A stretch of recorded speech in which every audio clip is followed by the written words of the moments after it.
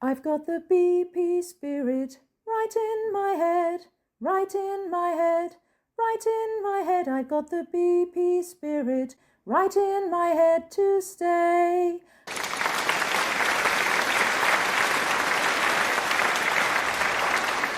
各位伙伴，大家好！今天2026年的5月27号，今天的讲师是我们的蔡博宏，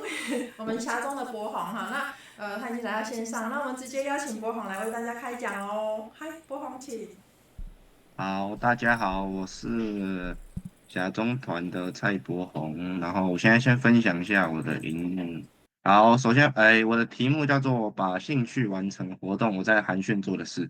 然后本来我有邀请中宏团长跟我一起讲，但是因为今天他要去开会，所以没办法上线。好，就是他要讲的那个部分，就是一个开场啊，就交给我来。好的，然后这一次的这个分享，我主要会说我怎么，就是我把，兴趣搬进寒训，然后怎么用我的兴趣去设计活动，然后创造出一个寒训。但是呢，今天我把重点会放在分享，而不是就是告诉大家怎么做。所以如果是想要知道怎么做的人，你可能要自己去想想其他办法。好，然后今天的大纲大概会像这样子。第一个是狭中形意的活动模式，这就是本来要请团长讲的部分，那待会会我来。好，接下来就是我的兴趣怎么形成的，然后把兴趣融入童军活动，然后童军相关课程跟我学习到的东西。好，我们就直接进入重点。首先，狭中形意的活动模式，放这一页，我的想法是说，我想要就是我会把兴趣放到活动里面，是因为，团长常常会跟我们说，就是童军只是一个可能大家一起可以做活动的平台。然后我上次去参加一个台北市的社团事务营队的时候，他就跟我说这样子的话，然后可能希望我可以交几个朋友，然后在童军这个平台上面做我们喜欢做的事情。好，所以团长就跟我说，可以把兴趣用在活动上面，然后发展出一个好的活动这样子。哦，对，如果觉得我讲太快的话，可以直接就是可能开麦跟我说一下，因为有时候我话讲着讲着就越来越快了。好，首先我要先说一下我的兴趣怎么来的。应该说我现在还有哪些兴趣啊？我小时候做过很多事情，我尝试过下棋，我会下围棋、跳棋、象棋、西洋棋，基本上棋类都还行。然后我有踢过跆拳道、踢足球、画画，然后之前有做过拼豆，然后还有游泳，对这件事我都做过。但是呢，这些事情我都觉得还好。现在有在做的，就可能下棋偶尔下一下。但是，我现在还是喜欢，但是有在继续做的事情，有做模型啊，模型就可能像乐高啊、木头模型，就是手做的东西。然后研究投资理财跟参加童军团。好，我们一项一项讲。做模型，然后动手做东西，像这个是我曾经拼过的一个旋转木马的那个模型，它是木头做的，然后它真的可以转，里面有一个音乐盒。之后这个是我爸爸买给我的，它是一整套系列，有各种恐龙，然后就是用木头把它做成恐龙那样子。我家有摆一整套。好，接下来是投资理财。哎，就像这边就是我看过的，就是它叫做夯番薯，就是财鼠兄弟的一个频道，然后它就是介绍投资理财的，这个系列的影片就是几百集吧，我都看过。然后接下来就是参加童军团。那我参加童军团呢是有一个有趣的故事。就是说我的妈妈小时候想要参加童军团，但是她的妈妈，也就是我的外婆，不想让她参加，她觉得会影响影响学业，或是有其他负面影响之类的。所以说我妈妈希望我去参加童军团，帮她完成这个她儿时未完成的梦想。那时候我就觉得，哦，好啊，就试试看，可能感觉也蛮酷的，所以我就参加了。结果没想到从国一就一路参加到现在。然后为什么我现在继续待着呢？因为我喜欢那种大家一起，呃，一起朝同一个目标，就是然后做同一件事情的这个感觉。好的，下一个就是我怎么把兴趣融入童军活动。那这边就是介绍我2个，我在韩训里面主要根据我的兴趣设计的课程。好，首先这个是双层小屋。好，这个双层小屋呢，就是我们这次韩训的重头戏，它是用一个竹子，它是用各种竹子，然后呢搭成双层的一个结构，然后上面就可以放帐篷睡人，下面就是一个刚好一个小队的生活空间，不是刚好啦，就是一个小队，对，一个小队，然后可能如果要再塞人的话，要再扩建。好，那时候为什么会有这个想法？是因为，团长在聊天的时候，就是他给我们一张图片，然后他就提出说，想不想就是做这个双层小屋？但是呢，那时候我就没有想太多，我就觉得，哎，双层小屋好帅哦。然后因为那是我最后一次办大活动，就像寒暄这样子，所以呢，我就想说，哎，就是试试看。我没有想说就是可不可行，所以说呃我在设计这个大工程之前的模型的时候，改了很多遍，然后犯了很多错。好的，然后这一张是我们有参加韩训的伙伴们跟这个小屋的合影，然后这是小屋改造，不是改造，就是装潢完之后就会长这个样子。好，接下来这一张各位可以先稍微把它留在，就稍微看一下，然后呢，你可以猜一下这到底是什么东西。好，然后接下来是我刚刚讲到我的模型改过很多个版本，这边先大致的给各位看一下，这是第1版、第2版，然后第3版、第4版。好，前面几版因为都是可能有点乱做，而且我那时候没有想到说拍照要把后面的东西可能收干净，或是放一个布，不然看起来很乱。好，没关系。这是第5版，第5版之后还有，这是第6版，第6版就是上工之前的那个模型，所以它有一个设计图。好的，接下来我就细细的说。首先第一版因为那时候我知道双层小屋就是一个双层结构，但是其他什么的都还不知道，所以说我就先就是这是我跟团长讨论出来的，哎，就是大概的样子，然后可以看到它这边是缺一只脚的，所以它现在其实是一个非常不完整，它只有轮廓。好，那这边为了更清楚的让各位看一下双层小屋到底是怎么样的一个东西，就是可能你可以看到它的底座在这边，那它的帐篷呢就在这边，这边是我用3D 建模建出来的，不是很精细，但是可以稍微看一下，然后我放一个链接。好，就是这是一个帐篷的样子，它是叫做复式屋式帐，对，复式屋式帐。然后呢，我们要把这个东西塞到，就是放在这个平台上面，然后它有要拉银绳啊，这些点点就是拉银绳的位置。好，大概有这个概念就好。我先给它放大。好，哦，OK，这个版本因为缺乏细节，所以我做了下一版。这一版呢，那时候我的想法很单纯，我就想说，既然我可以在地面上搭帐篷，那我只要把地面搬到2楼，就是用竹子架一个平台，把地面升到2楼，那这样子我就可以在上面搭帐篷，然后活动。好，但是呢，这想法有点太单纯了。那时候做出来模型长这个样子，嗯，这个是如果你把它等比例放大的话，它是6公尺乘以6公尺，然后上面还要铺满竹子去，就是变成一个平台，让我们可以搭帐篷跟活动。那6公尺跟6公尺是什么概念呢？呃，学校的教室大概是9公尺乘以10公尺，所以说6公尺乘以6公尺就是一个大概1/3的学校教室，就是普通教室这么大。好，但是它又只有4只脚做固定，所以说，这个版本很显然不太可行。好，另外一个问题就是，因为怕它会晃，所以我放了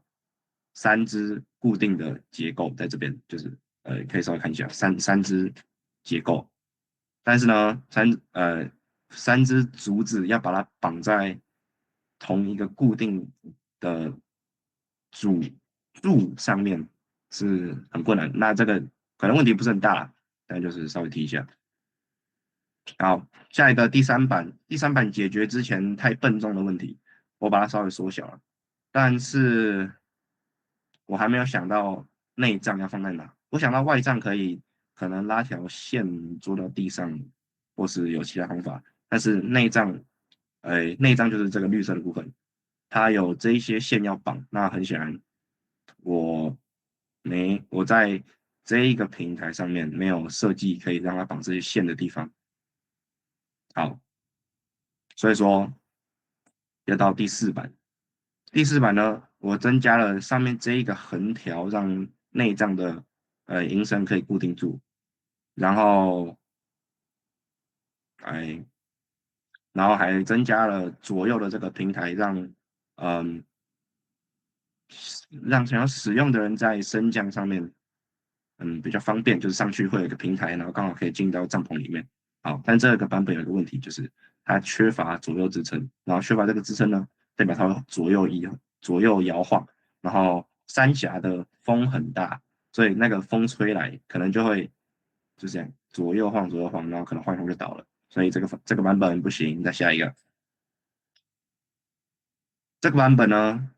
已经接近完成了，但是它有一个最主要的问题。哦，对，顺带一提，这个是我那时候花了大概1个小时吧，才把上面这一层东西铺好。结果后来发现这个版本不可行，我差点哭出来。好，这个是，它有上面这些竹子当做平面，但是这些竹子的重量加起来，经过团长一番评估，还有我稍微想一下之后，发现不可能靠这4支1、2、3、4这4根立在地面上的柱子把它撑起来，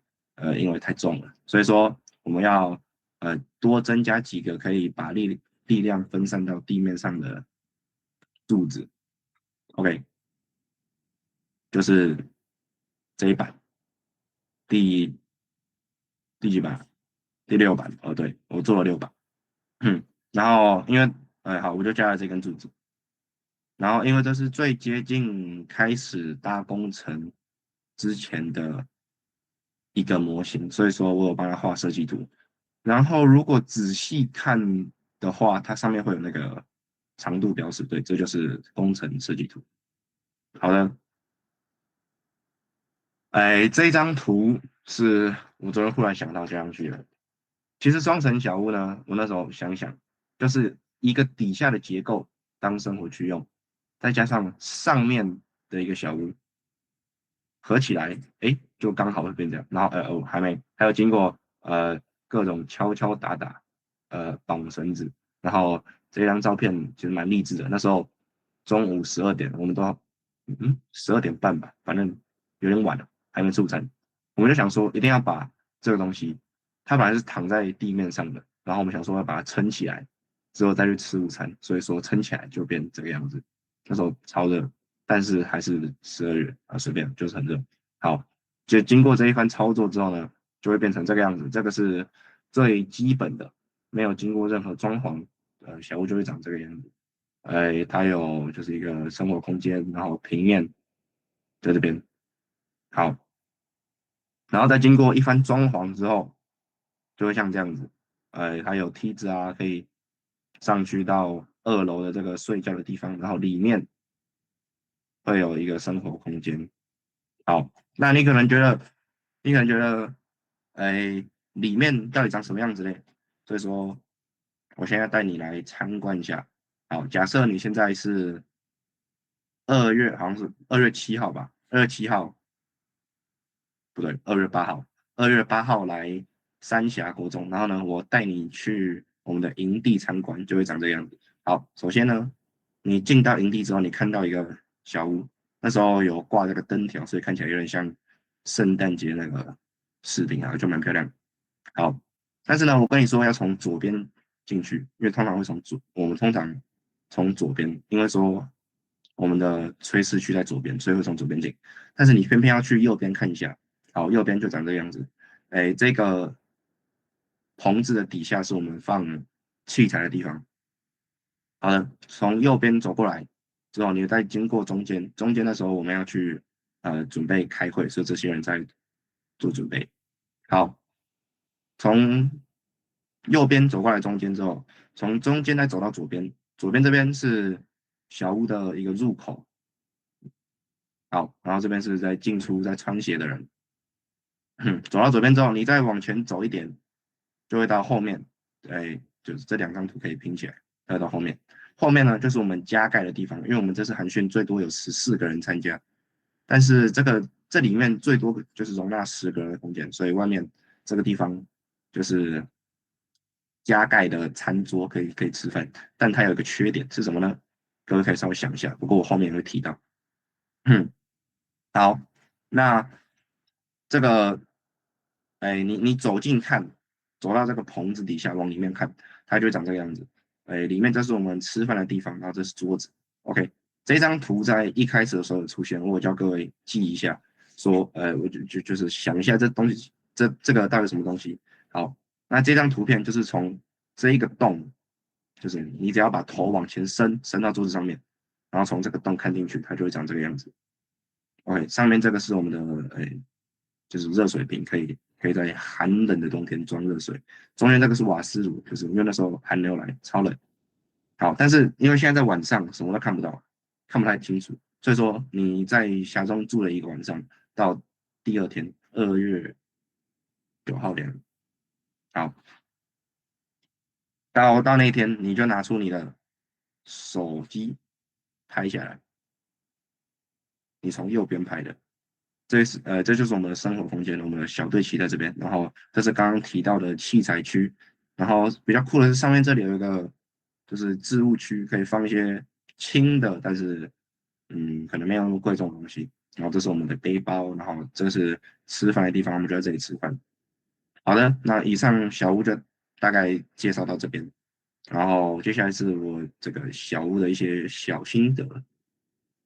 哎，虽然说这是我第一次设计工程，但是然后在过程中一直修改，就是像各位看到的，我总共改了6个版本，非常多我自己觉得非常多。好，然后但是我是乐在其中的，因为我说过我喜欢搭模型，然后我看到小屋的这个成果之后，我觉得很有成就感。然后这边附上几张我在做模型还有画设计图的照片，这个是我在跟团长讨论到底要怎么把这个小屋搭起来。好的，接下来是，诶，这是我们的寒训回馈表单，然后其中这一项是营地生活的评分，我们4分的有10个人，5分的，就是评5分的有4个人，总共14个人。好，然后给5分的原因，我稍微讲一下重点，不过大家可以自己看，就主要就是因为这是自己搭出来的，所以说非常有成就感，所以给到5分。那4分的为什么呢？4分的就是因为，刚刚有说到这一个地方它没有可以遮风的，所以说坐在那边会很冷，我们只能轮流去坐。对，就是因为太冷，所以说在那边有点挤，而且要吹风，就是这可能如果之后还要再继续改进的话，这是可以修改的部分。好，下一个是财经桌游，那我用的是现金流，就是《穷爸爸与富爸爸》里面那本书里面说到的这个游戏。好，然后为什么我会选这个东西呢？是因为一开始我想不到干嘛，然后我就想到团长说的，哎，可以从，不好意思，可能可以从自己的兴趣出发，所以说我就想一下我日常生活中到底在干嘛，然后有什么可以把它搬进童军活动里面。然后那时候在准备寒训的时候，我一边在准备托福，然后有时候会看一点经济的东西，但是托福跟经济这2个好像都不是正常高中生会做的事情，所以我就又想一想，然后某一天我在洗澡的时候突发奇想，就是既然我平常喜欢看经济的东西，那么我高一有一堂多元选修的课叫做青少年财商养成，然后那堂课老师就是透过玩游戏的方式，还有看影片啊，介绍一些股票或是那叫什么财务规划，不是财务规划，没有那么专业啊，理财就是理财的一些基本观念。然后我就想一想，哎，好像很适合带到同学堂里面给大家一起玩。然后我就跟老师借这个财经桌游。好，这一张呢是我证明我有去上那个课。我们那时候是在玩一个，对，它这个是儿童版的现金流游戏。然后坐在这边这个驼背蓝色衣服的人就是我。好，然后我跟老师借的是成人版，为什么呢？因为我觉得儿童版有点太简单了，有点侮辱人，所以说我就借了成人版的回来。好，右边这张图是我跟老师借桌游的那个信。好，下一个。下一个就是在这个准备课程的过程中，我不只是在筹备寒训，我也可以巩固我的经济概念，也可以获取新知识。譬如说，有一个东西，网络上很流行一个东西叫做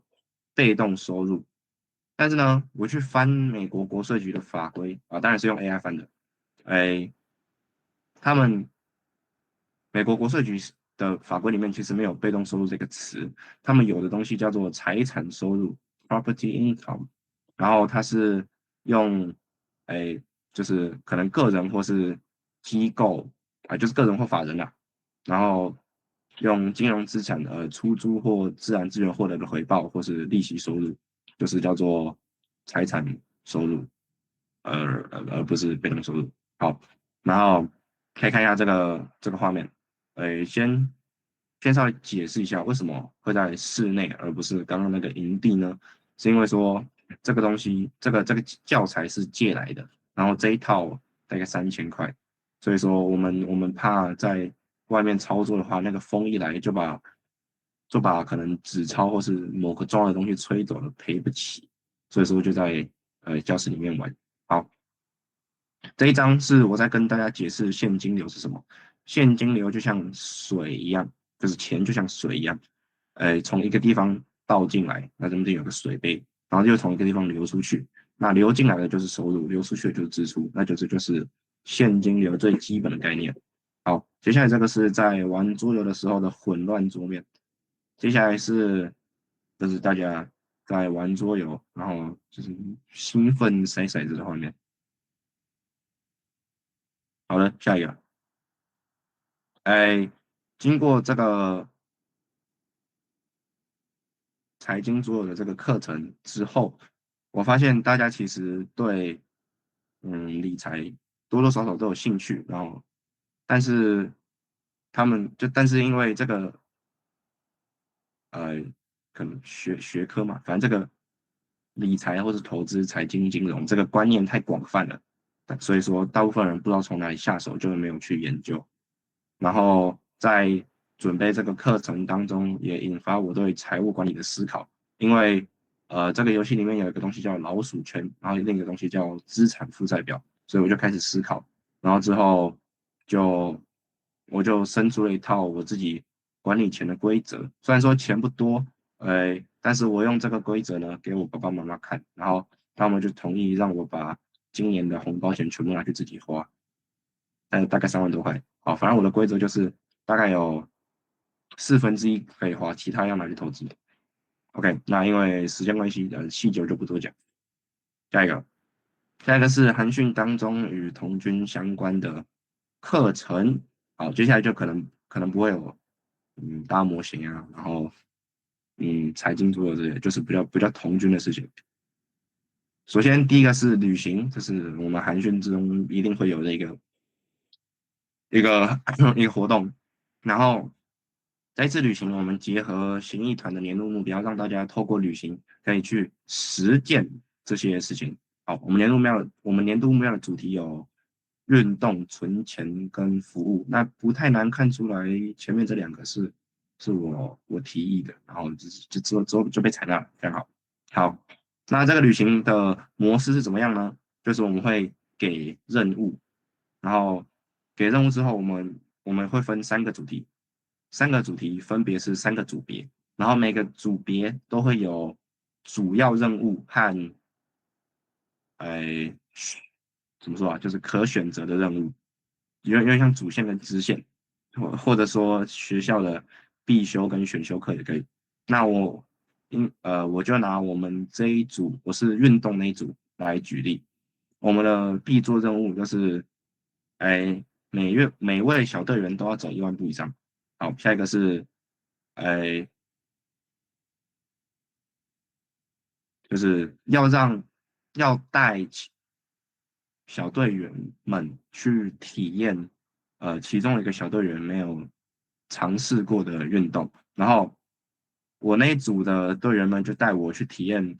棒球。我们那时候去新庄大鲁阁，因为我从来没有打过硬式棒球。为什么呢？因为我小时候很怕那个超硬的球，我觉得被打到一定很痛，我就都不敢用，都不敢玩。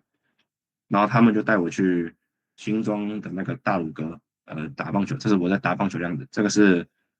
这位伙伴之前是那个棒球队的，他们是投手吧，所以他投球样子特别帅，我就给他放上来。之后这一张照片是我们走了1万步以上的这个照片，我们走了15000步。那这个只是到旅行结束的时候的步数。那天我记得我们总共走了2万多步，啊，反正就很多。好，下一个是自选任务，就是有点像选修课的感觉。然后其中我挑2项我觉得比较有趣的自选任务放上来说。好，第一个是回文针之旅，就是网络上可能会看到一些很烂的短片，一看就是 AI 生成的，说可能有一个人拿着一个很小的东西，可能是回纹针或者一根稻草，然后呢去跟别人交换，然后交换到最后获得一间房子或者一个游艇之类的。那我们就把这个概念放进来。那这个活动主要可以训练你跟别人社交的这个能量啊。好，然后这一组呢，他们就用暖暖包换到2包擦手巾，然后又从2包擦纸巾，好，没关系。之后换到1包湿纸巾啊，有点衰，不过没关系。他们用这个东西呢，就换到一个环保购物袋，然后这个购物袋是这前面有点被遮住了，抱歉。它是一个史努比里面那只鸟的一个图案。接下来是也是自选任务，然后它叫做沉默旅行，就是选一个小队员需要交谈的时段。那什么叫要交谈时段？我待会解释。然后计时10分钟，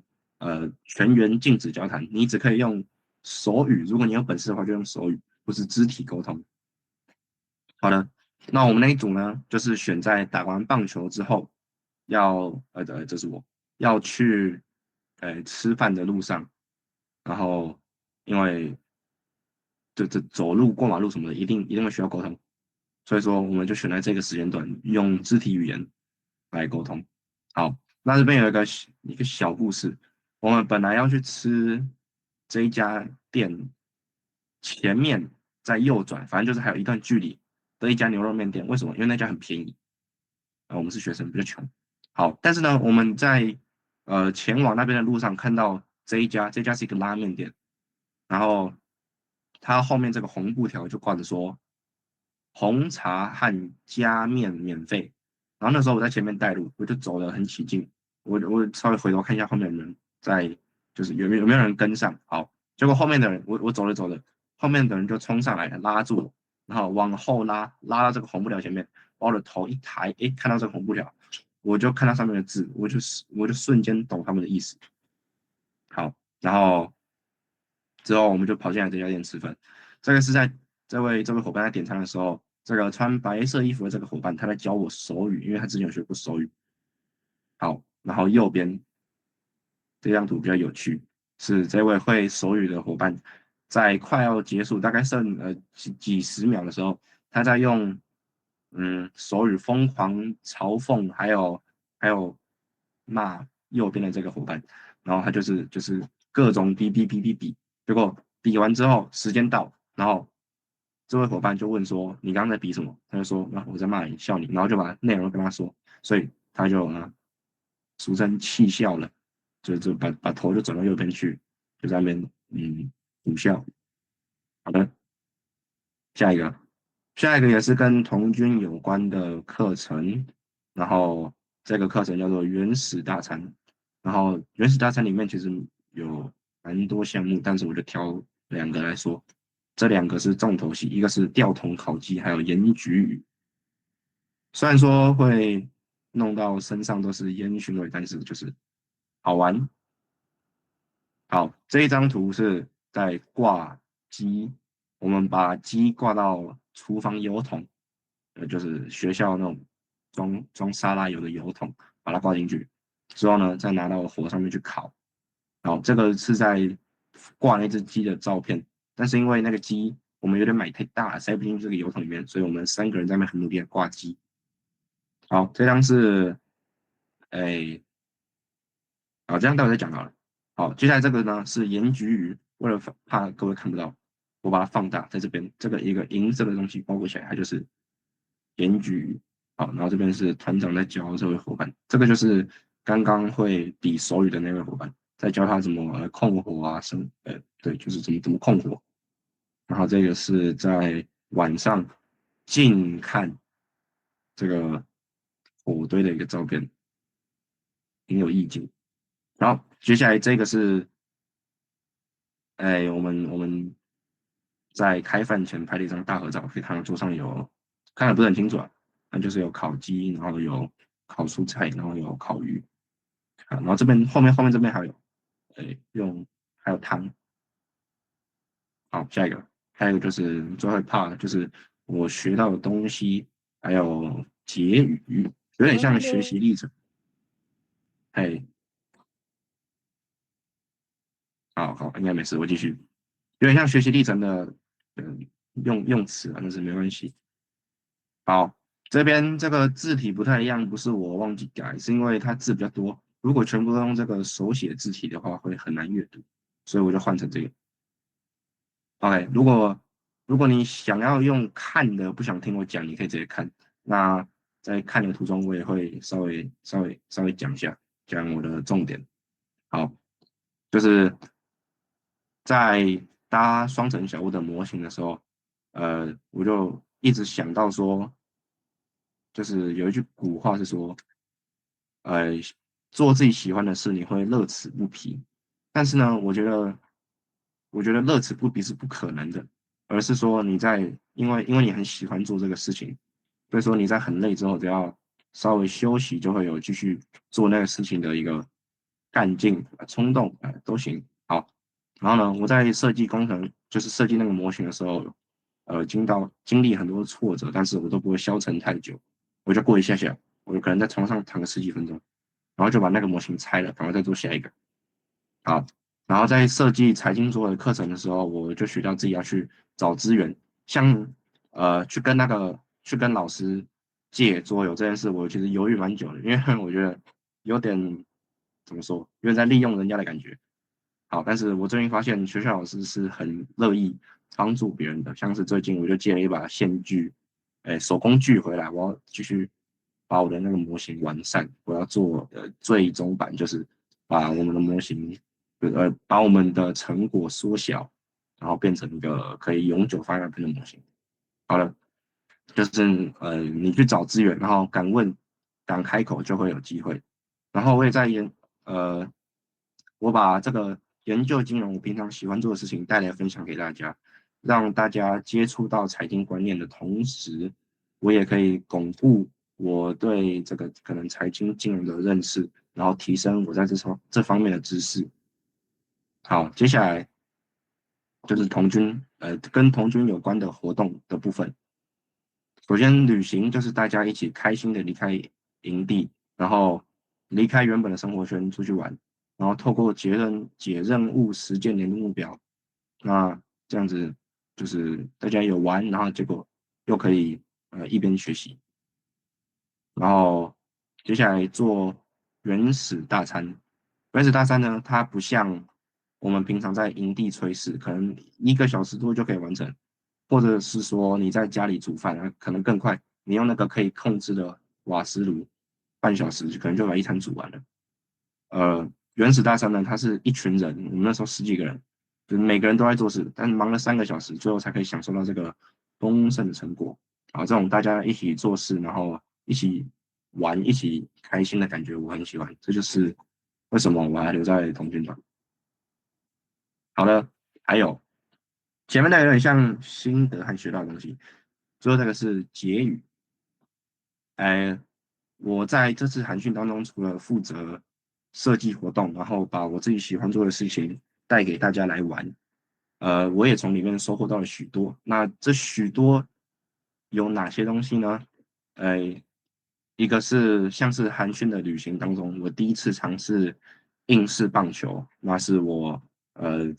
其实没有想过我会去玩这个东西，就是因为我小时候觉得它很可怕，我就一直觉得它很可怕，所以说，就是因为这次寒训的旅行，让我有机会去接触这个运动。虽然说我还是没有很喜欢那个球太快，我都打不太到，所以但是就是一个体验的过程嘛，非常好。好，接下来也是因为我要带给大家现金流桌游的这个课程，所以说我需要先自己看过，然后自己掌握里面的概念之后，才可以讲给大家听。然后我在这个期间可以巩固知识，或者是提升自己的认知。那像这样子把兴趣带到活动里面，然后给大家一起玩，还有主办人员和参加人员都可以互动交流，就是彼此学习的这个模式，我觉得非常棒。OK，那应该我的报告就到这边，那谢谢大家，谢谢大家愿意上线来听我分享。哇，很厉害呢！好，我们谢谢我们今天的讲师蔡国宏哈，就是果真是像姑姑讲的哈，优秀。好，那我们大家先来跟我们的国宏先合影一下好吗？我们就请大家来开个镜头，都在哦，都拍哦，3、2、